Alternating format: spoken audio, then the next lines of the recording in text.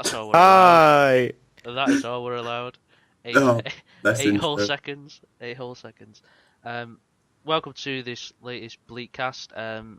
It is actually episode 12 now, I think. I don't think it is. I think it's episode 13. I will never be happy with the correct one, Jack. I will always say it's 12. Apart from when it is 12, I will maintain that it's 13. So welcome to week 13, everyone. Which is incorrect. I don't think you'll ever be happy. Full stop. I think that's the main issue. I don't think that Somebody help. the number of the Bleatcast is the issue here. Yeah. But I genuinely think that we are on episode 12. So welcome to the Bleatcast again.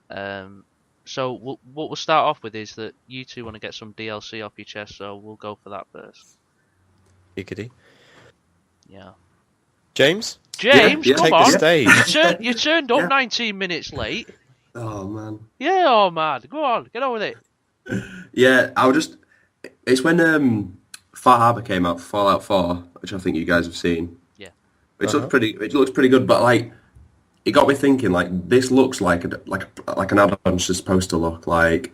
Chunky bit of story. It's completely new, separate from the main quest and everything, and there's a new island and stuff to explore or whatever. But like, I was thinking, like, there's games that like offer like season passes and DLC, and it comes across as like a bit paywally. Like, I mean, when first time I played Destiny, I think I got to a part in the game where it was like literally walled off, but the name of the area changed, so it was obvious that you could go further on into this area, but it was like stopping me from progressing because I didn't have the season pass, and it was just sucked a bit. But like, I wanted to see, like, what do you think? Where's the line? Is DLC turning into just a way to make money, that kind of thing?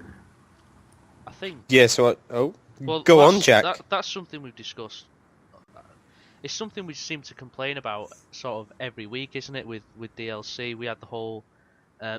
We've had issues with Battlefront with DLC, and then we had the issues with. We've discussed Evolve quite a few times. Well, I've discussed Evolve quite a few times, but I'm sorry, I'm just not happy about spending $200 on skins. I mean, come on. 2K. That's understandable, though. But yeah, I thought it was interesting particularly with Fallout 4, because I think the first DLCs that they did bring out they kind of differed from what they usually do. So, as you put it, chunky bit of story. Usually, with Fallout 3 and Fallout New Vegas, they were just basically narrative-based DLCs, whereas this it was more about sort of add-ons than actual story-driven DLC. So it was kind of a bit. I can't remember what the DLC was for Fallout 4. Was it the robotics kind of thing was going on? Yeah. I think Far Harbor's like the story one. The story one, yeah, that's the new one, isn't it? So, yeah. It was kind of a. Well, I was happy with the Far Harbor thing. I was happy that's come around, but the ones prior to that were it was a bit of a letdown to see that you're paying money for those kind of add-ons. So I mean, games aren't cheap as it is. So exactly, yeah. It is. But it's like, go on. No, you go. Well, it's like Batman. Like they said, get the season pass. You know what I mean? Arkham Knight was just Arkham Knight, slap in the face. Exactly, get the season pass, and what do you get for the season pass? You get like a few extra missions and some skins, and it's like, is this a season pass? Skins for the Batmobile, which could only be used in certain races as well. Yeah, you got like the old Batmobiles from the films that could only be used in events. You couldn't drive around in them, which was unbelievable. Thankfully, I didn't pay for any of them, but I mean, and for me, at least let them drive around with it. Yeah, and for me, like, Batman Arkham Knight was a game where it was like one and done. Like, sorry, as soon as I'd finished playing through the game, that was it. There's no reason to go back to the game. There's no side quests or anything. As soon as you've 100 completed it, like, what are you going to do? Just ride around in the Batmobile and beat guys up, like. Well, but GTA do it as well. Like, it's their DLC actually costs more than the base game. So I think it's like 80 quid if you want one of those new yachts that they've got. But I think they know that. I think that's done on purpose. But that's what I mean. Is it actually DLC? Well, It's not actual content. It's just that's hid kind behind a of paywall. that's kind of the age-old argument, particularly with GTA 5, is that yeah, they do release all these DLCs for free. Yeah, well, It's sort of these add-ons, but I mean, you've got a yacht that costs $10 million in game, and that is just something that you'd have to play. I mean, I suppose it's good in a way if you're not going to pay for it because it's encouraging you to play the game more, yeah, which is probably what Rockstar want. But also, it's preying on the impatient, and it's something that isn't. I mean, you wouldn't think so, but it is actually quite difficult to earn $10 million in GTA 5. That is a yeah, lot of hours. And yeah. as for Arkham Knight, I mean that game was a letdown in itself with the whole as a whole, and you had the whole Batmobile and the tank thing, and that was one of those where if you didn't like the tank thing, then you're not really going to like the game. And then what made matters worse was if you wanted your typical Batman baddies, you had to pay for them. I mean, the DLCs Yeah. that they released recently, they were more about villains, and it was like This could have been in the game, yeah. absolutely. Yeah, like, it's his final outing. Could you have not have put every bad guy in the game in one big go? And then, like, Batman usually did really good DLCs in that, here's a 2-hour-long story where you just play as Robin infiltrating a factory or something. Because that's something you don't get from the game. You might be interested in Robin, you might be interested in Nightwing, you can go and play that. But Batman DLC where you just get bosses that should have been in the final game, it's not acceptable. And like, right.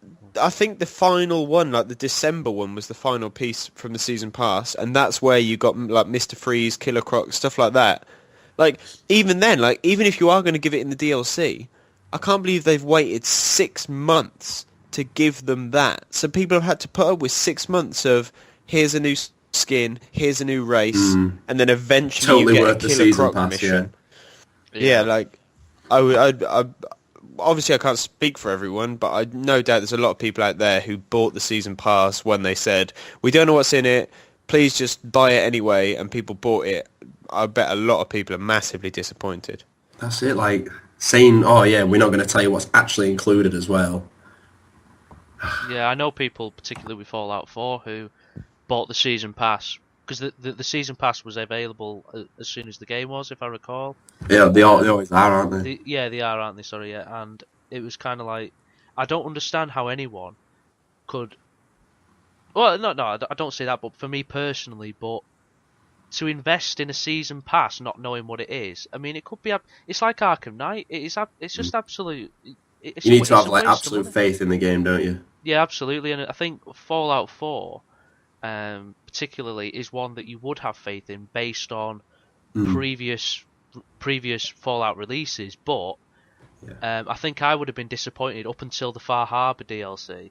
Like, Yeah, if the they first released update didn't seem too great. if they released Far Harbor first, and then I thought, all right, well, this looks good. This is story driven, and it'll go on from here. Then yeah, but I think I understand what you mean. That it was just a bit hidden behind a 'Cause paywall, that kind of thing. I got a few on PS3, like Fallout 3 and New Vegas, and they were really good. Like they usually pull you away from like the main world, and you get a new area to explore and stuff. That was what was really exciting about those games, because you had, I think with Fallout 3, Point Lookout was one in particular, God. and then Lonesome Road and Old World Blues in Operation Anchorage, I think. Anchorage, yeah. Those kind of ones in those games where it was really exciting because you know that once you'd bought them, and then you go on the game, and then it'd appear on the map, and it was like, really exciting.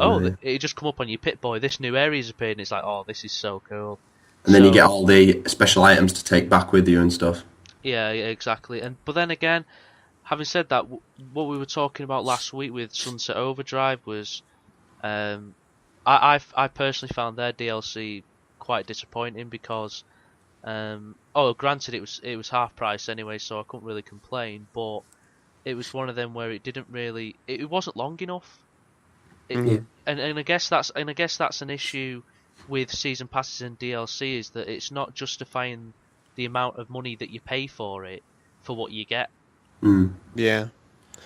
I think. Oh, go on. I was just going to say, usually, well, we've been brought up with DLC as you play the game, you finish the game, you love it, and then a few months later they're like, here's an expansion. It's a load of new missions. It's kind of a new place, like what Fallout 4 is doing with the Far Harbor.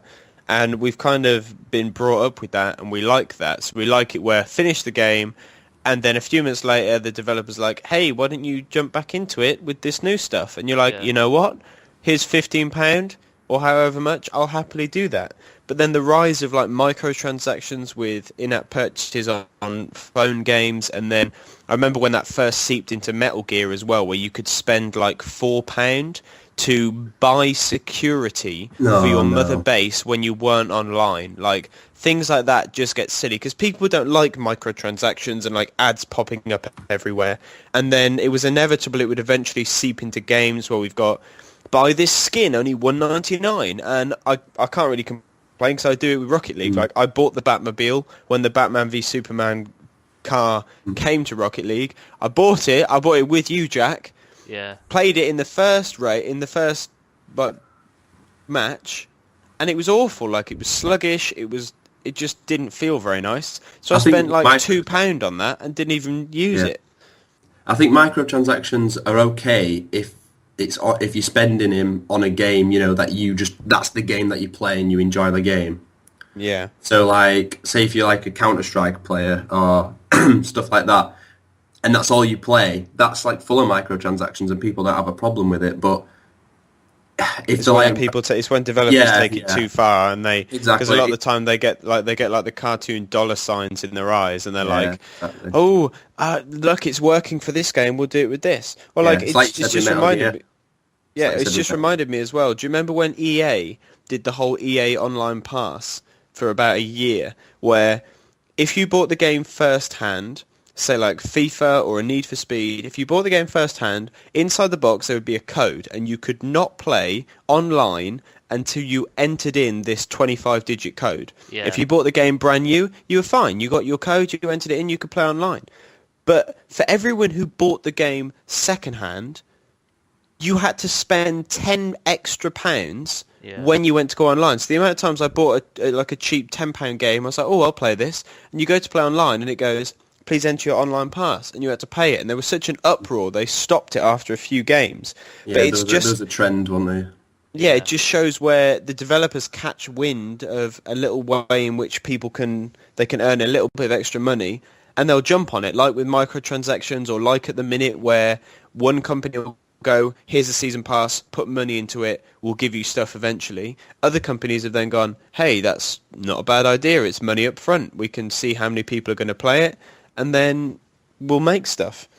And then obviously again, people weren't happy with it, and hopefully they're beginning to stop it. But it just kind of happens, doesn't it? Every now and then there's like a new breakthrough where people are like, oh, let's do it like this. But it is good to see Fallout 4 stick into that traditional DLC of expansions, and maybe that's not what everyone likes, but I think as a consensus from us three, we enjoy that. Like, I love this game, I've stopped playing it, there's new missions, I'm going to go play it again, I'm going to enjoy it again. And that's kind of the way DLC has always worked for me. Yeah, it all comes down to value for money as well. I think particularly a positive example is Borderlands the Handsome Collection.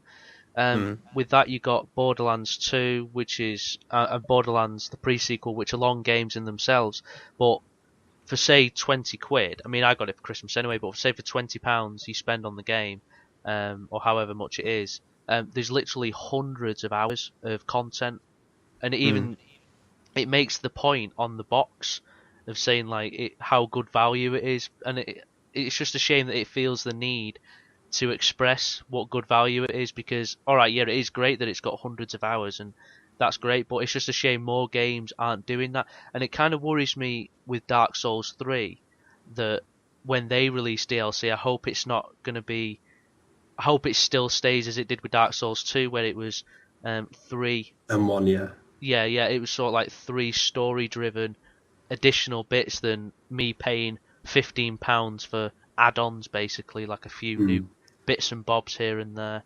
Yeah. So, Well, yeah, you talk about games doing it right. I think Witcher as well has got it spot on. Like oh yeah, they're absolutely. not saying buy the season pass now and we'll give you content. They're like, yeah, play the game, and if you like it, here's two expansions, and they're massive, and they'll take you to different parts of the world. You've got a different story and everything, and and that's how you do it right. I think Yeah. that is like in my opinion, that's DLC. Well, Witcher 3, the two DLCs combined are the same length as Witcher 2. Yeah. Yeah, So aren't they still chucking them out? Isn't there a Blood and Wine yeah, expansion? there is two, and It's Blood coming and out at the Wine end of the month. is coming out very soon. So, and So that's doing it right. Witcher 3 Yeah. itself is such a long game anyway. You can make it as long as you like, giggity. So it's just one of those things where that is a great example of what DLC should be doing. I was just going to raise, do you wonder if it's because they're a smaller studio? You know, they're not a studio that's been sucked up by like a Microsoft or a Sony or under EA or under Activision, so I they think that's almost have absolutely- that yeah, I think- freedom. Yeah, they'll have Yeah. a part to play. They'll have more freedom.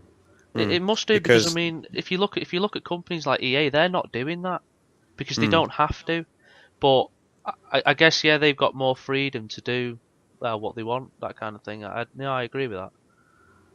So maybe that's the issue. Ban all big corporations. Let's bring communism back. I say back. Back. Moving on to video game related. Moving swiftly on, yeah. So the main topic we did want to discuss today, it wasn't necessarily we have been spending a lot of time recently discussing particular games, and we got E3 coming up, so we're very excited about that. But what we wanted to discuss today is there was quite some controversy last week with a review of Uncharted 4. Basically, a reviewer at the Washington Post has reviewed the game and he's absolutely panned it. The score's now come out as 4 out of 10 for Uncharted 4. I don't know where that score came from because he didn't actually give it a score, but I think this particular reviewer is someone who he tends to pan games that you wouldn't pan normally, so like Uncharted and Dark Souls. I don't know whether he does it to be kind of controversial, or whether it is his opinion. I mean, if it is his opinion, then it's his opinion, and that's great, that's fair enough. But the main issue is, I'm sure you're all aware of the outlet Metacritic. So if you're not, then Metacritic is a website that culminates reviews from different websites, and then it gives that game an overall score. Now, the issue is that the average score is about 80 or something like that, and that means they get a generally higher score. This review that got a bad review from the Washington Post, it took it down from 94 to 93, and because of that 1 point, this guy's getting threats on Twitter and that kind of thing. And then on the other, and to continue with that, it's the same thing as happened to Doom recently. The Doom score on IGN, I think it was around 7 or 8, I'm not sure, but it took the Doom score down on Metacritic, which has led to both Uncharted and Doom both receiving petitions on change.org for those reviews to be taken down off Metacritic. Now, we all the three of us review games all the time, and it is a subjective opinion, and it's one of those things where you read into this guy's review and you read it and you're thinking, well, he is being quite harsh. I mean, I've not played Uncharted 4, but he is being, but I mean that's his opinion, and that's the point of reviews, isn't it? They are subjective, and I know Scott, you and me have both been criticised for scores that we've given games before. Yeah, my first review. I gave it was it a 3 out of 10? I believe it was one of the free games with gold. Yeah, and the WordPress cocked up and it showed it as a 0. So it looked like I'd reviewed it as a 0, and I got a very annoyed comment saying, just because it wasn't Call of Duty and just because it wasn't a shooter and all of this, I gave it a low score, and I had to respond to it and kind of just said, sorry, it wasn't supposed to be a 0. And then had to break the news that it was supposed to be a 3, which wasn't going to be that much better. I mean, that's awkward in itself. But I think the thing is with Metacritic as well, is that you have people on there. You don't know who they are, and they're not of established websites, which is fair enough. But there's people who are putting 0 scores on games like Doom, and it's No. for any game that was on Metacritic that I saw that I was wanting to read a review of. If it said 0 and I saw the first 2 lines of that review, I just wouldn't read it because I just don't value that.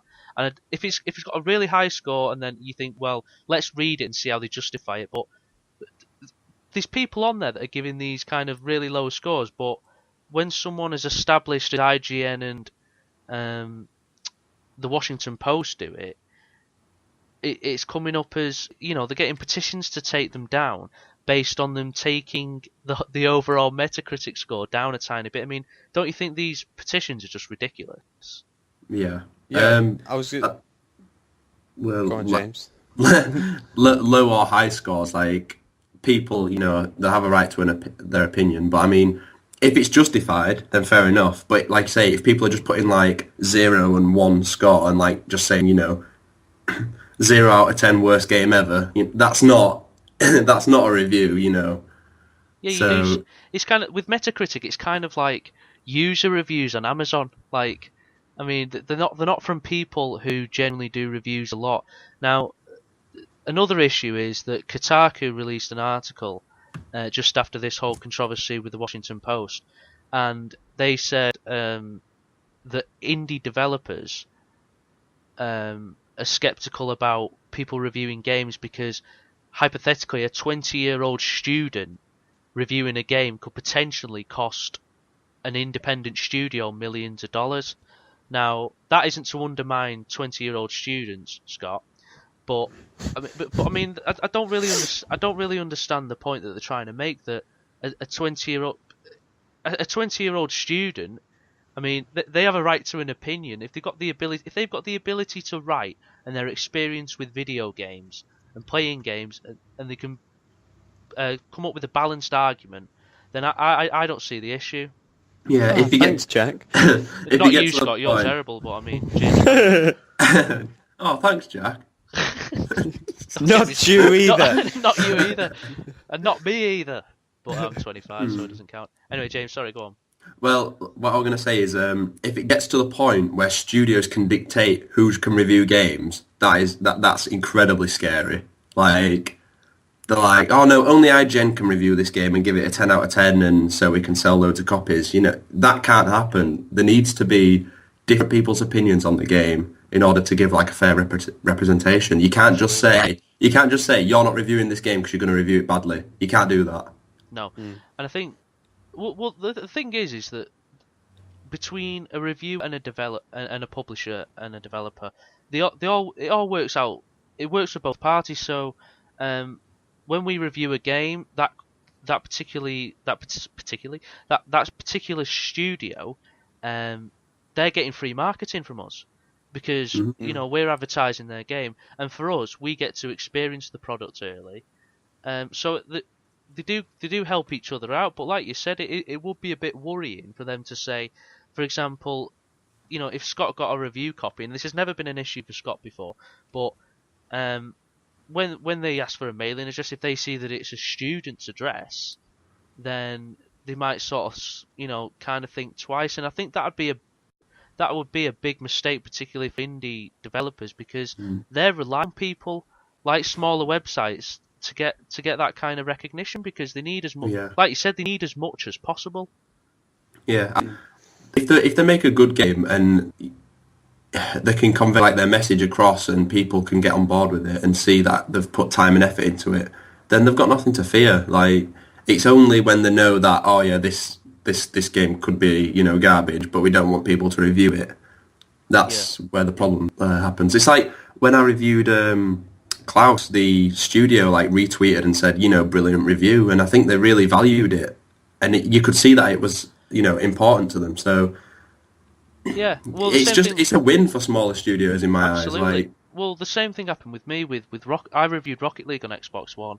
I gave it a 9.9, and the reason that basically I played the game and I had the intention of giving it a perfect score, and I've never given a game a perfect score before, but at the time, and I had to review it as the game was at the time, it didn't have the cross-play that the PlayStation 4 had with PC. So I thought, okay, so it isn't perfect, but maybe that is something that they will do in the future. And I did state that in the review, that it is something that they will do. And now they have, actually in the past few days, has been confirmed that it is now part of Rocket League with the cross PC play.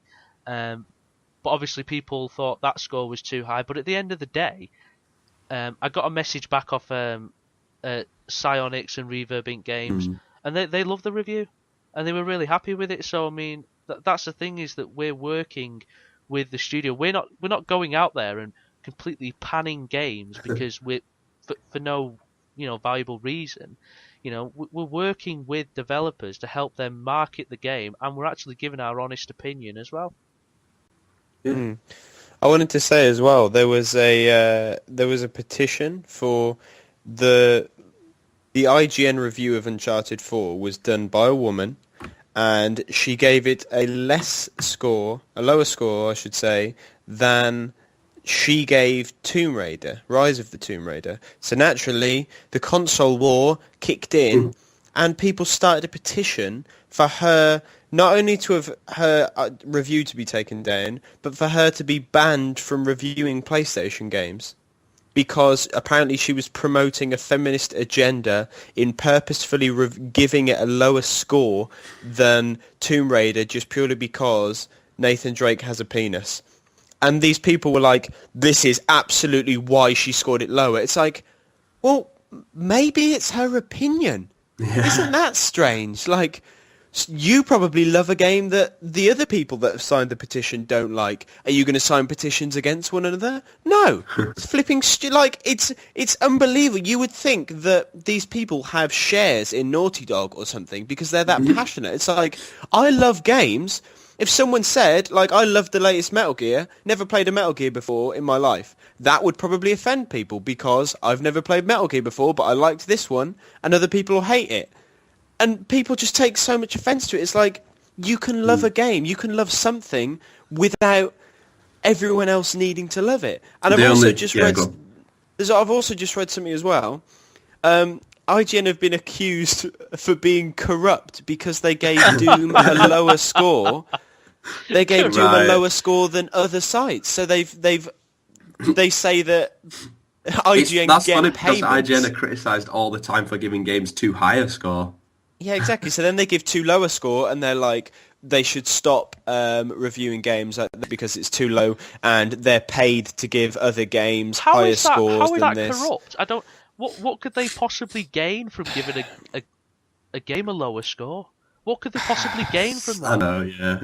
That's absolutely ridiculous. And I tell you what I didn't realise Uncharted was as unpopular, as popular as it is, but I've never seen such fanboyism with a game because of it's embarrassing, isn't it? It is absolutely embarrassing to see the way that people have reacted to Uncharted going from 94 down to a 93, and people are threatening reviewers on Twitter over it. I mean, it's absolutely ridiculous. Yeah. You don't even get this with like Call of Duty or FIFA or anything like that. You don't get this where this whole thing where they're like, it's ridiculous. What do you mean 4 out of 10? Well, the ironic thing is that there's been another review of Uncharted 4 posted on Washington Post, and they've given it a 4 out of 4 stars.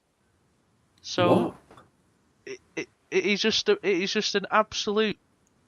It's hard to even judge the game because it's like, well, the same site. It'd be like someone reviewing Doom on our site now and giving it 1 out of 10. It's like, well, what am I listening to? You know?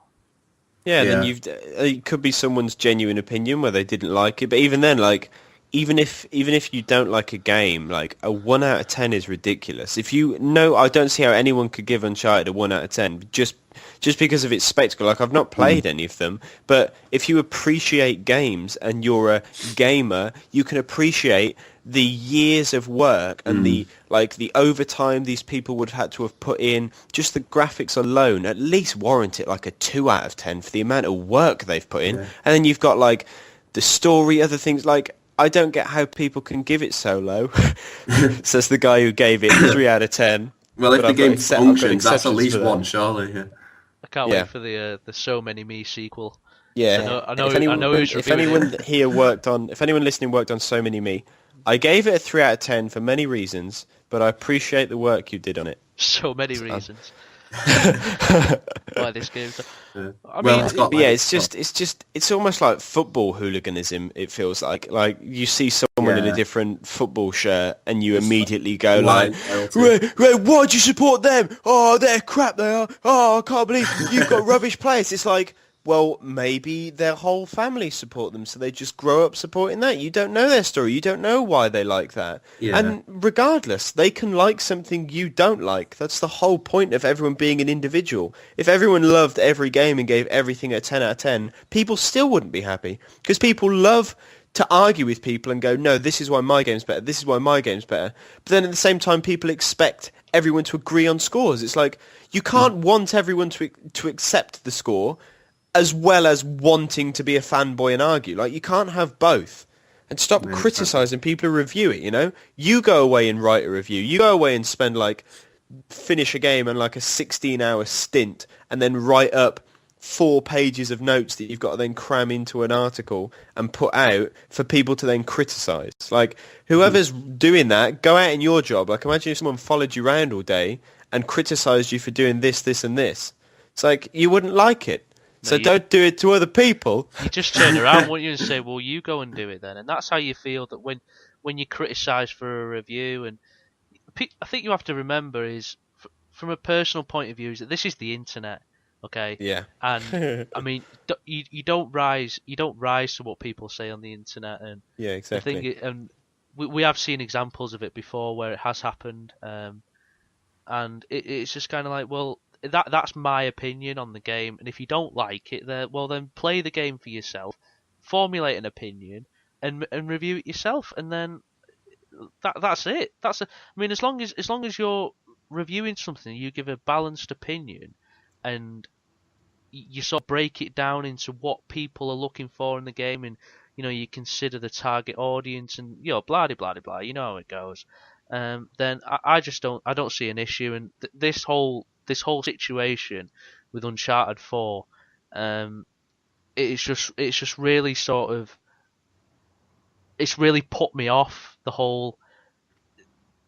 It's like with the console wars, it was kind of like you don't.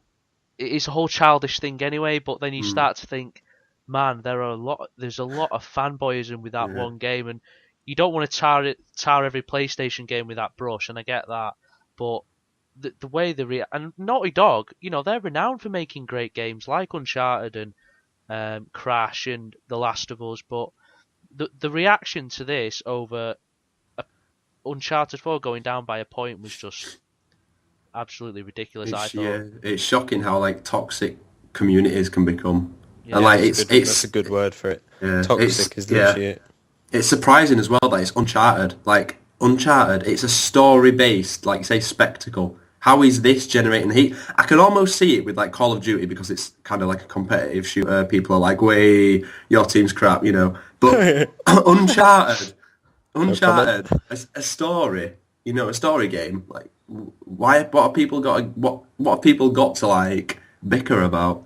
Yeah, it's not like Noob Slayer, Pussy Destroyer 69. Yeah, Dark Souls is reviewing, Uncharted. They're more likely, because like you said, games like Call of Duty are competitive. But yeah, this is a game that is just completely narrative driven, and it's like it's all spectacular graphics, and it's still generating the hate. Cinematics, and it's all right. Yeah, well, if somebody doesn't like that, then they review it. Then, but I don't understand why the Washington Post had 2 reviews for it.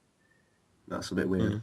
Because you're just kind of going back. Are they going back on themselves because, that? Yeah, but then they don't look credible. It's like flopping. The downright flip flopping is what they're doing. I mean, I don't know about you, Scott, but I think the flip flopping. I was just about to say flip-flop. Like, just before James butted in with it, it was on the tip of my tongue, flip-flop. That was the only word. That's the only words to describe it. Exactly. Yeah, like, on the whole, like, if you disagree with someone's review score, disagree with someone's opinion, go play the game yourself, if you still don't agree with them, that's great. That's you having an opinion that differs to someone else. That's just don't play it. It's quite simple. Like me, James, and Jack, we all have differing opinions on so many games. Yet look at this: we're talking civilized in a chat every week because that's what people do.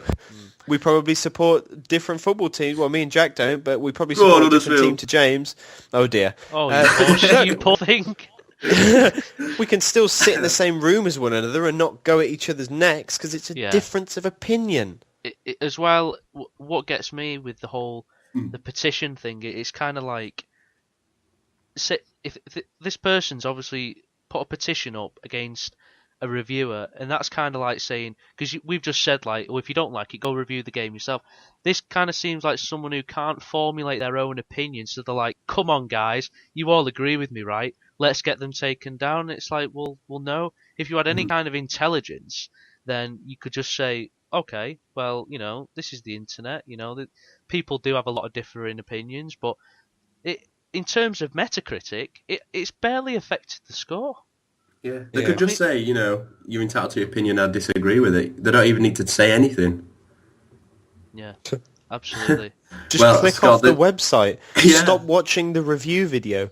Go and if you've got a PlayStation with Uncharted 4, instead of sat on your computer watching the IGN review of Uncharted going, I can't believe she gave it a 9, turn it off, turn your PlayStation on and play the game for yourself and enjoy it. Stop annoying yourself by watching reviews that you don't like. It's like going out to intentionally get triggered to then launch to keyboard warrior mode on the flipping internet. I mean, just companies like Bethesda and Naughty Dog, they're not going to shut down because they've lost a point on Metacritic, are they? So what's everybody getting upset about? Philip from Reading didn't like it and gave it less than everyone else. Right, you're all out of a job.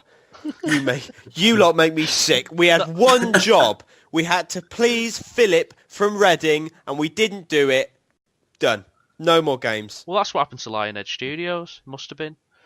Yeah, no one in Fable Legends. That one person didn't like Fable Legends, right? Shut it down. Philip wasn't impressed. Thanks a lot, Philip from Reading. Well, if Philip from Reading, if you're listening, sort it out. Have a think about what you've done. There's only one petition that needs to exist, and I think you know what it is. Get a new Crash game? Hey!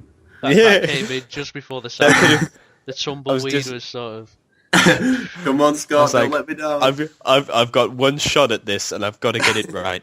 Yeah. You just see like a basketball hoop in front of you, like bouncing it in slow motion, like... Crash! I don't think we need a petition for that because it is happening. But we've discussed. Don't excite me. We've discussed Crash. Right. What we will move on to quickly is June's games with gold, because I do have to shoot down the rumor that one of the games was not Red Dead Redemption. I saw that. So thanks. There was for that. a leaked screenshot, wasn't there, written in? Yeah. I think it was an Asian writing, and it was like Red Dead Redemption, Rise, Son of Rome, and another game, and then BioShock Infinite, and everyone was like, wow. It's definitely going to be true because it's E3 month. And like I went in the comments section on this Facebook post, and I was like, hate to be that guy, but BioShock Infinite has already been a free game. This is fake. And they were like, oh no, games can be free more than once. And I was like, a game has never been free unless it's in a consecutive month, like say Pool Nation FX was more than 1 month. But other than that, like it's not true. And then we get a completely different roster of games.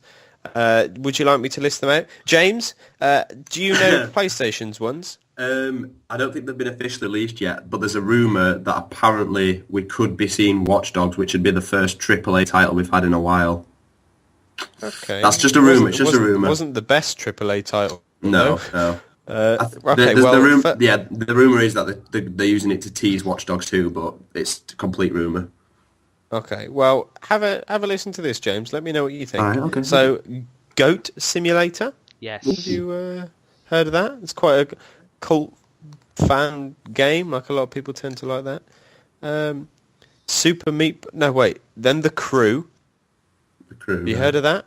Yeah. That was the racing game where they recreated America in a massive map. I think it took like 3 or 4 hours to drive from one end of the map to the other because it was that expansive. So that's free as well. Then we've got Super Meat Boy. Again, fantastic indie game. And then towards the end of the month, we've got XCOM Enemy Unknown, which I'm excited to play, actually. I've not given a go yet, so I'll thoroughly enjoy playing that in my pants at some point. I'm really looking forward to Goat Simulator. That game just In your pants? What? In my pants, that's how I play games. Just wake That's how- up in well, my pants. That's the only way Xbox to on. play Goat Simulator in particular. Oh, I thought you were Yeah. going to say Super Meat Boy then. I was like, ooh, careful. Well, if you want to play Super Meat Boy in your pants, then just keep it to yourself and lock the door. Yeah, like it's not an all-star lineup like we had a few months ago, but it's still like when you look at it at first, I was kind of like, because I was like, it's not Red Dead and Rise Son of Rome. But then you look at it like Goat Simulator, I've wanted for a while because it's just hilarious. Then The Crew, that was a game I was going to get, but the review scores kind of put me off it, so I'll more than happily play it while it's free. Super Meat Boy, never played. Again, people love it, so I'll give it a go. And then XCOM Enemy Unknown. It'll be something that'll have like a 10-hour campaign. I'll happily just sit and play through one day. Nice. See if I like it, you know? Mm. How's Shimmy Sham, James? It's Game of the Year contender, at least. You know, it's up there. Wow. It's a pretty Have you good played title. it, James? No, I've not played it. It's for PS Vita, I think. Oh, so you've not even been able to play it? No. I hear the It's PS Vita's disappointing. doing well. Yeah, there's loads of new titles, and It's that's not sinking. definitely great value for money, that handheld console. We'll get into that another time because we are going to have to wrap it up. Does anybody have a tactical Newt? Ooh. Well, I mean, Tick tock, I mean- tick tock, tick tock. I guess I could have one. Yeah, Johnson, Scott, go on. It is Go on, Scott's I'll say one. I'll say one. turn. Okay. The awkward moment where you're just flicking through your. There we go. Here we go. Tactical nuke incoming!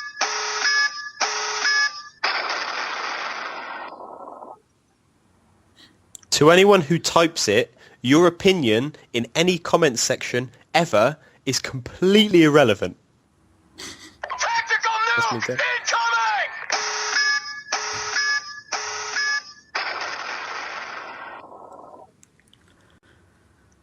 I wanted to keep in theme with the podcast. Oh damn, son!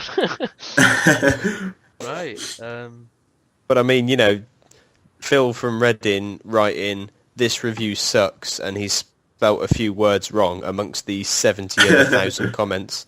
You know, just try to... I hope this Phil from Reading isn't going to listen to this and go, "What have I done? I don't even play video games." I So- like books. he's listening to the podcast and he doesn't play video games. He's sat outside, playing with conkers, and he's like, "Phil, come in. Have you heard this podcast?"